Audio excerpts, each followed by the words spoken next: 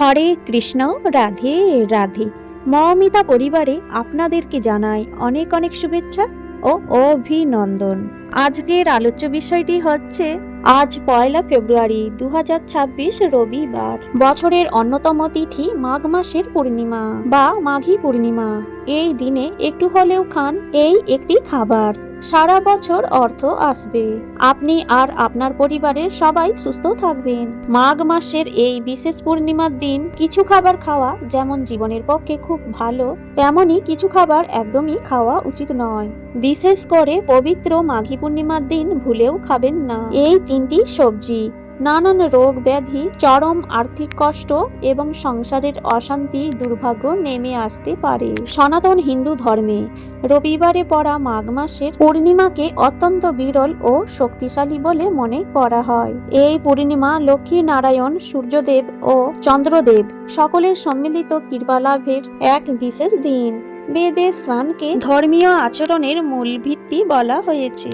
সকল ধর্ম কর্মের মূল হলো স্নান। প্রাচীন কাল থেকে মুনি ঋষিরা ব্রহ্ম মুহূর্তে স্নান করে সাধনা করতেন বলে উল্লেখ রয়েছে। তাই মাঘ মাসে বিশেষ করে পূর্ণিমায় যে কোনো পবিত্র নদীতে স্নান করলে আত্মশুদ্ধি ও পুণ্য লাভ হয়। স্কন্দ পুরাণে বলা হয়েছে মাঘ মাসে স্নান, দান এবং বিশেষভাবে বিষ্ণু ভক্তি সাধককে নিশ্চিতভাবে মোক্ষ এনে দেয়। পদ্ম পুরাণে বলা হয়েছে, হে নারদ, মাঘ মাসে ভক্তি ভরে জলে স্নান করলে যেমন সূর্য উঠলে অন্ধকার দূর হয়, তেমনি পাপ নষ্ট হয়। গরুড় পুরাণে বলা হয়েছে, মাঘ মাসে স্নান মহাপুণ্যদায়ক, সর্বপাপ নাশ করে এবং স্বর্গ ও মোক্ষ প্রদান করে। ব্রহ্ম বৈবর্ত পুরাণে উল্লেখ আছে, মাঘ মাসে দান, জপ ও পূজা করলে কোটি জন্মের পাপ নষ্ট হয়ে যায়। কূর্ম পুরাণে বলা হয়েছে, সকালে স্নান না করলে সূচি থাকে না এবং পুজো ও জপের অধিকার পায় না।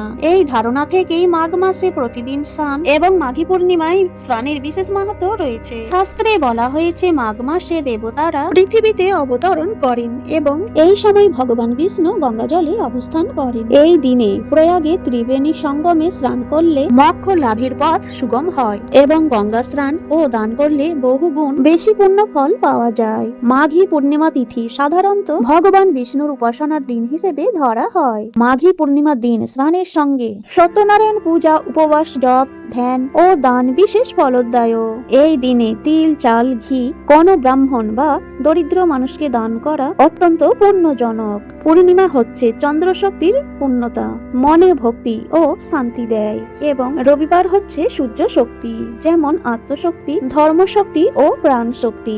দুই শক্তি একসাথে হলে আধ্যাত্মিক ও পার্থিব উন্নতির যোগ তৈরি হয়, পাপ ক্ষয় হয় এবং আত্মশক্তি বৃদ্ধি পায়। দান করলে বহুগুণ ফল দেয়। অন্যদিকে জ্যোতিষশাস্ত্র মতে শনি দোষ, বাস্তু দোষ, গ্রহ দোষের প্রতিকার এবং দান করার জন্য মাঘী পূর্ণিমার দিনটি বিশেষভাবে গুরুত্বপূর্ণ। বন্ধুরা, এইবারে আমরা জানবো মাঘী পূর্ণিমার ব্রত কথা। সত্যযুগে এক সময় পৃথিবীতে পাপ বাড়তে শুরু করে, মানুষ ধর্মকর্ম ভুলে যায়, দান ধ্যান কমে যায়, ঋষিমুনিদের তপস্যা ব্যাহত হতে থাকে। তখন দেবতারা চিন্তিত হয়ে ব্রহ্মার কাছে যান। দেবতারা বলেন, হে প্রজাপতি, কলিযুগে মানুষ দুর্বল হবে, তারা কঠিন যজ্ঞ বা তপস্যা করতে পারবে না, তাদের জন্য সহজ মুক্তির পথ কি? তখন ব্রহ্মা ধ্যান করে বলেন, মাঘ মাস হলো দেবতাদের প্রিয় মাস। এই মাসে পবিত্র নদীতে স্নান করে মানুষ সহজেই পাপমুক্ত হতে পারে। এরপরে দেবতারা ভগবান বিষ্ণুর কাছে যান। বিষ্ণু বলেন, মাঘ মাসে আমি তীর্থের জলে বিশেষভাবে অবস্থান করি।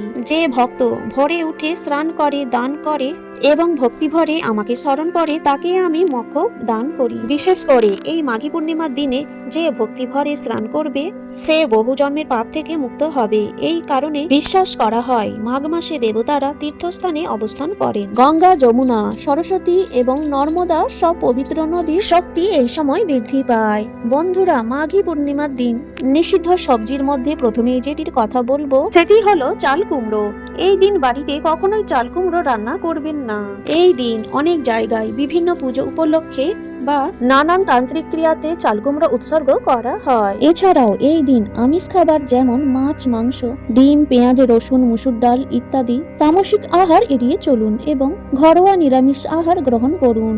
মাঘী পূর্ণিমার দিন দ্বিতীয় নিষিদ্ধ খাবারটি হলো মাসকলাই বা বিউলির ডাল। মাঘী পূর্ণিমার দিন বিউলির ডাল দিয়ে তৈরি কোনো খাবার মুখে তুলবেন না।